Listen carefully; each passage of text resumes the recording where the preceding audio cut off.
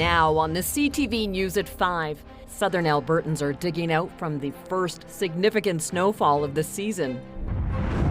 Plus, we take a look at Black Friday shopping.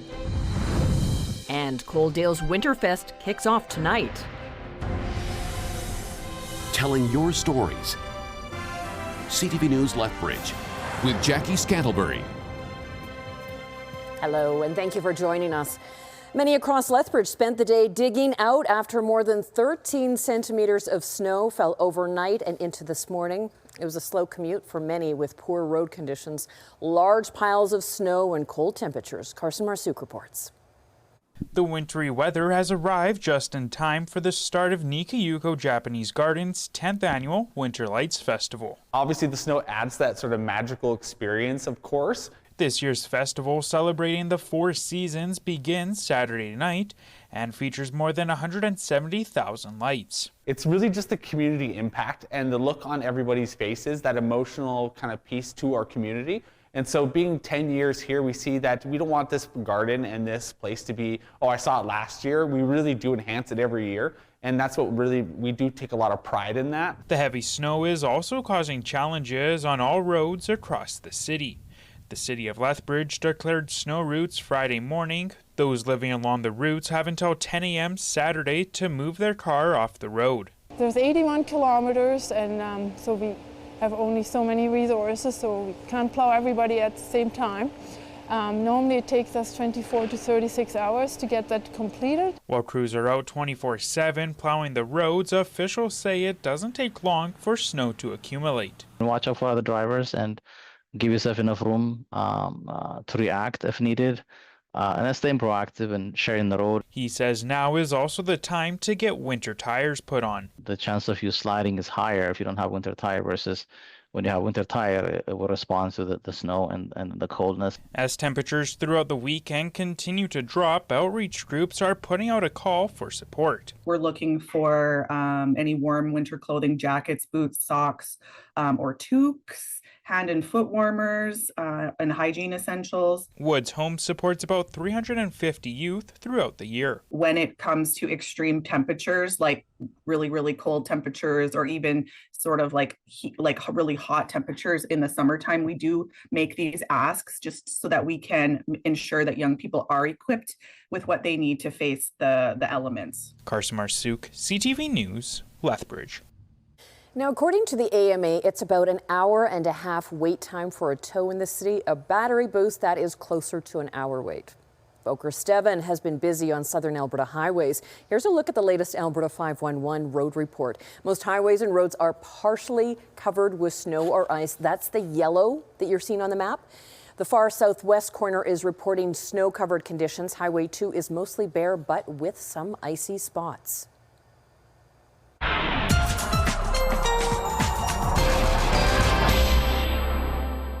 All right, Danielle Savoni, a lot more snow out there today. Yes, there is. We even have an advisory to talk about. So while the snow is really starting to make its way out and has already made its way out of many communities in the far south, there's still an advisory in place, especially for the southeast corner of the province, and this is for blowing snow. So it's not just the snow falling, it's also the wind. So that's all blowing around. So even the snow that's already fell blowing around as well, reducing visibility in some spots. So not the best road conditions, as you already know. And we have this system mainly on its way out. We'll talk more about totals in just a second, but what's not on its way out is the cold weather. With the wind chill right now, it feels like minus 17 in Pincher Creek, minus 19 in Lethbridge, and minus 17 in Medicine Hat. More details coming up, Jackie. All right, thanks, Danielle. Lethbridge police are asking for the public's help locating a missing woman. 30-year-old Mandy Lynn Lumley was last in contact with family in April, but is believed to have communicated with other acquaintances since then.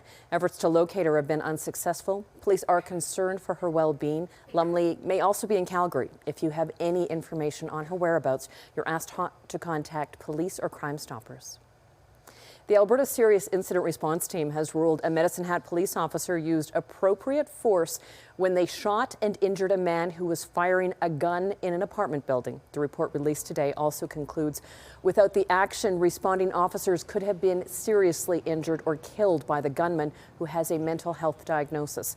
On July 27, 2024, police responded to a firearms complaint at an apartment on the city's southwest hill. Officers negotiated with the man for several hours. Shots fired by the man hit 2 officers. The gunman was taken to hospital and recovered. ASIRT ruled the officer's use of force was proportionate, necessary, and responsible. Meanwhile, Alberta's Law Enforcement Review Board has dismissed 2 appeals regarding the Lethbridge Police Service's Memegate scandal. In 2018, an investigation began into allegations 5 LPS officers were sending around offensive memes in a group chat called the Meme Militia. Those memes, which targeted high-ranking LPS members, have been sealed to prevent re-victimization, but they've also been described by those who have seen them as profane, some even poking fun of mental and physical disabilities.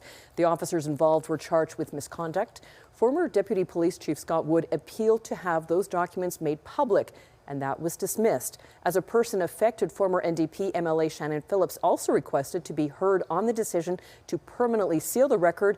That decision was also dismissed. Alberta's Child and Youth Advocate is reporting 60 young people died and 9 were seriously injured while in or aging out of government care in just 1 year. A new report found more than half of the deaths were accidental, caused by drugs and alcohol. Nearly half the deaths and injuries happened when the person was 18 or older. The advocate says young people are expected to access services on their own once they enter adulthood, but may not have the ability to do so. She's recommending the Transition to Adulthood Program Policy Manual be made publicly available. The Minister of Children and Family Services says it has been shared with stakeholders. Over the last year, we've been really focusing on the programs and supports for children at younger ages. That's come out loud and clear when I've been traveling around the province, when I've been chatting with children directly that are within the child intervention system. They need those supports at younger ages, and that's what we've been able to do within the ministry.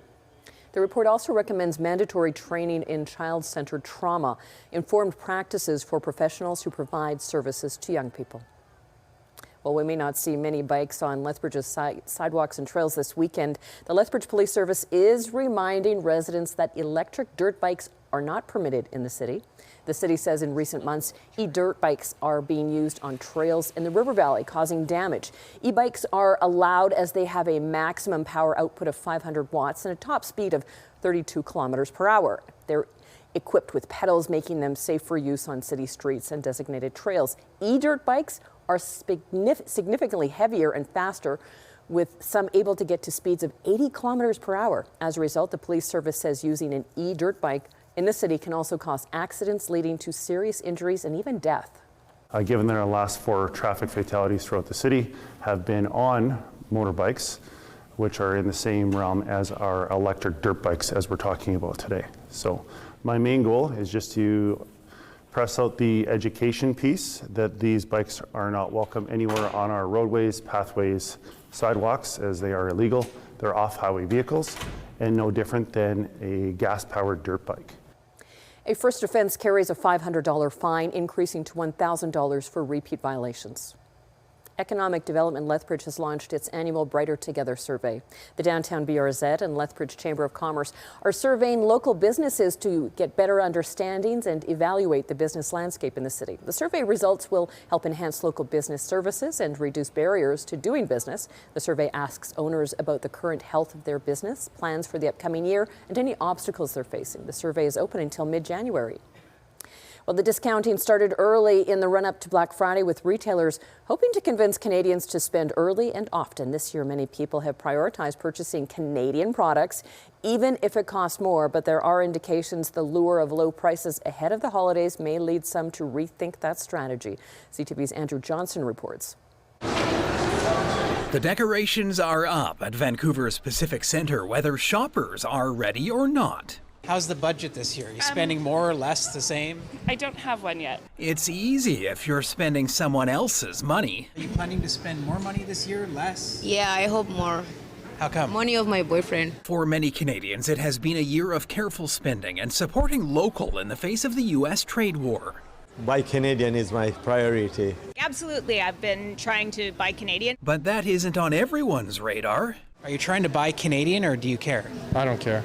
One question now on Black Friday, featuring the biggest discounts of the year. Will saving money win out over patriotism? Analysts say it may. Wallets are stretched, and so people who maybe were only buying Canadian, may be tempted, particularly for those big ticket items where there's a big gap between Canadian goods and perhaps US goods. They may be tempted to let their values rest just for a little bit. There are indications that's happening already, not in the mall, but at the grocery store, where Canadians may be reverting back to their regular shopping habits. That's coming from the CEO of Loblaw, who recently said more shoppers are returning to U.S. products as prices have fallen, at a time of year that's not just crucial for retailers. For us, it's about selective spending and making sure that you get value out of what you're spending your dollars on these days. Dollars being pulled in many different directions at once. Andrew Johnson, CTV News, Vancouver. Closer to home, Coaldale's Winterfest gets underway this evening with the 25th annual Country Christmas Night of Lights Parade. The month-long celebration of community events features a frenzy of holiday-themed activities for the whole family, with everything from Christmas markets to live performances. Tonight's kickoff will feature the parade along with a Christmas market, barbecue, fundraiser, outdoor skating, and more. The parade is set to begin at 7 o'clock. Well, when we come back, Danielle will tell us how much you'll have to bundle up if you're heading out to Coaldale this weekend. Plus, we'll tell you about how a BC man is using technology to manage chronic pain.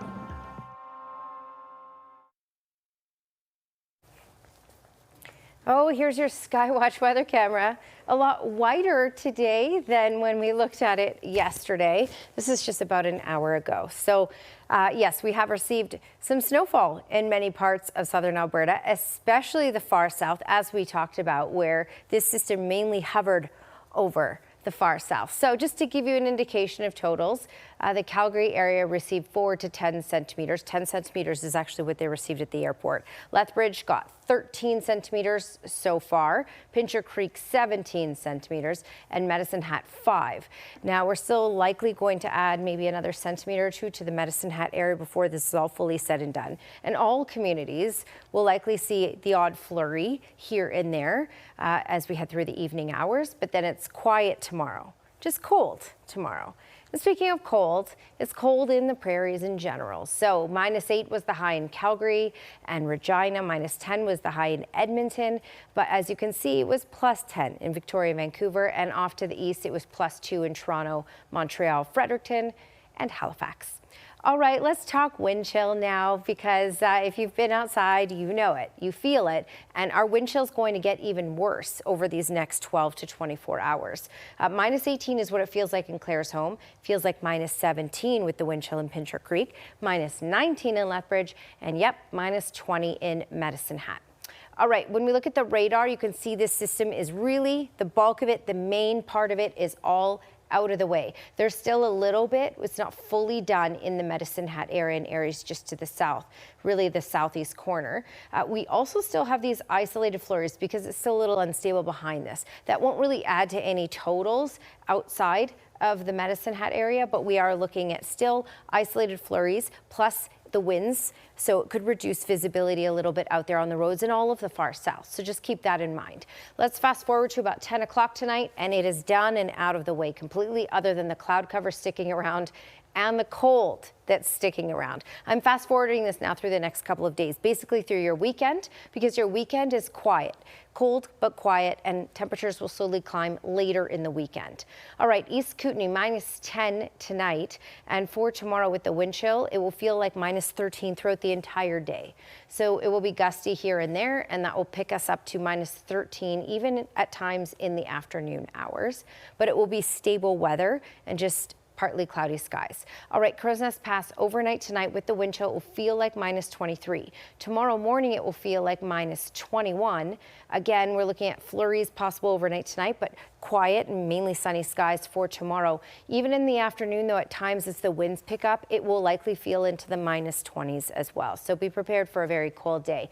Medicine Hat, blowing snow, wind chill in the -20s. So basically, wow, this cut off here, -28 is a wind chill overnight, And because the winds pick up tomorrow afternoon, even tomorrow morning and afternoon at times, it could feel like -28 with that wind chill. So again, be prepared for a cold day, but it will stabilize for tomorrow. Until tomorrow, though, we are looking at that blowing snow in the Medicine Hat area. We do have the blowing snow advisory in place as well. Now for Lethbridge, -10 tomorrow, and at times throughout the day, it will feel like -26. And we don't have our next snowfall in the forecast until Tuesday of next week, and by then we'll be at the freezing mark.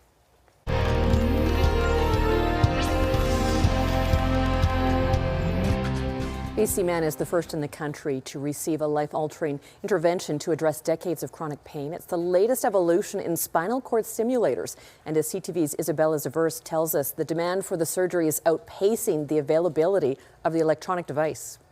What many of us take for granted, a daily walk, a good night's sleep, was out of reach for Sean Forsberg. At 19, a motorcycle crash left him in debilitating pain. I was very much kind of in that prime of my life. I was working full time, I played rugby, I was very active. It definitely was something that kind of upended and threw all of that for a loop. For 2 decades, he tried everything to address the nerve pain shooting through his right leg. Physiotherapy, medication, surgery, nothing worked. I had kind of reached the end of that where they said, barring any kind of big major advancement, we've kind of reached the end of where you can get to. Until he was told about the latest advancement in spinal cord stimulators, closed-loop technology. It's turning the volume down on pain signals. The electronic device makes auto adjustments in real time to treat chronic pain. It's able to consistently deliver this therapy to patients so that they don't get over or under stimulation. In February, Forsberg became the first patient in Canada to have the neurostimulator implanted in his lower back. Before, I was living with a fire alarm going off in the room with me. There was no way to ignore that. There was no way to hear anything else. And now that fire alarm is outside, down the hall, with the door closed. Doctors at St. Paul's Hospital have completed the procedure on 16 patients at a cost of $25,000 to $30,000. BC has funding for 24 devices. So I think we see about 180 patients a year that could potentially be candidates for this device. And so only being able to offer it to a subset of that is challenging. For Forsberg, the change has been immeasurable. But I was probably spending about 16 to 20 hours a day in bed. And now, I mean, not that everything is solved. My pain levels are sitting anywhere from like a 2 to a 4. Where he once grieved for a future that felt out of reach, the 39-year-old now has hope. He's catching up on sleep and is in a relationship. So yeah, it's pretty amazing. Isabella Zavarisi, CTV News, Vancouver. Still ahead on the CTV News at 5. The best university swimmers in Western Canada are converging on Lethbridge. We'll tell you why next in sports. The U of L Pronghorns are once again hosting the Canada West Swimming Championship at the Max Bell Aquatic Centre. Quinn Keenan has that story. Final preparations are underway for the Canada West Swimming Championship. The swimmers have been eagerly waiting to get in the pool. Feeling great, and emotions are excitement. We love hosting this meet here at U of L. It's the biggest competition of the first semester of our season. The Pronghorns last hosted the swimming championship in 2022. Pronghorn staff say being able to host the championship again so soon shows the university has top-notch aquatic facilities. I think it's both facilities. You know, obviously we have a wonderful facility. It's been here for a while now, but maintenance has been, we've kept up on it, and it's just a great place. And I'm also really proud of our staff, right? Like Pronghorn Athletics has been able, tapped on the shoulder again to host this event. The event will bring plenty of attention to the university. The U of L is the third smallest school in the Canada West Conference. But hosting events like these shows the Horns can hold their own with the bigger schools in the conference. We use a phrase, we punch above our weight quite a bit, and obviously our facility in this event will really showcase that, as well as the athletes here. The U of L swim team is excited to have home pool advantage for the championship. It's a younger team than years past, but they feel ready to chase a spot on the podium. Our women are, for the first time, going into this meet ranked ahead of our men's team. They're 7th in Canada right now in the U Sports rankings. So they're looking for a really successful weekend, and we've got a good group of men as well. The Canada West Swimming Championship runs until Sunday. Quinn Keenan, CTV News, Lethbridge. Lethbridge Hurricanes are finally back in town after their 7-game BC road trip, and tonight they'll open up a 4-game homestand. Tonight it's the Moose Jaw Warriors rolling into the VLC. Moose Jaw has been middle of the road this season, sitting 6th in the East. Warriors beat the Canes 4-2 in their only meeting so far this season. That was back on October the 24th. Puck drop is set for 7. Medicine Hat Tigers, meanwhile, will set out for a quick Saskatchewan road trip. Tonight they're in Saskatoon taking on the Blades at 7. Saturday they'll head north to take on the Prince Albert Raiders at 6. The Brooks Bandits are looking to build off some strong play recently. They're back at home this weekend. Tonight the Sherwood Park Crusaders are making the trek to the CRA. Brooks has won 2 out of 3 meetings between the two this season. That game goes at 7. Then tomorrow it's the Coquitlam Express making a rare visit to Brooks. That game also goes at 7. The Cranbrook Bucks are also in action. They'll be on the road starting out with a game against the West Colonial Warriors at 7 tonight, and then tomorrow they head to Trail to play the Smoke Eaters, also at 7. The U of L swimming team isn't the only Pronghorns team in action. The basketball teams are on the road for their last games before Christmas break. They're in Langley for a weekend tilt with the Trinity Western Spartans. The women's teams tip off tonight at 6, followed by the men at 8. Tomorrow will be the same matchups, but with some earlier starts. The women play at 4, the men at 6. The Lethbridge Polytechnic Kodiaks also hit the court this weekend. The basketball teams play at home tonight against the U of A Augustana Vikings. The women play at 6, the men at 8. Basketball stays at home tomorrow to play the Nate Ooks. The women play at 2 with the men at 4. And the volleyball teams will be on the road.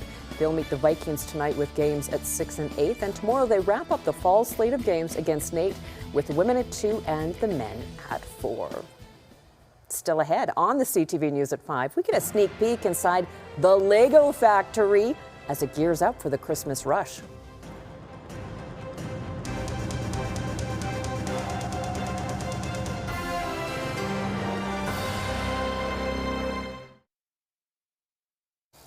All right, welcome back. Lego is giving us a look inside the busiest place outside of Santa's workshop right now. So right now we are running every single machine 24 hours a day and 7 days a week. And we will do that for the next up to mid-December, when we then start slowing down. So you could say actually what we produce today, you will see that on the shelf just before Christmas as well.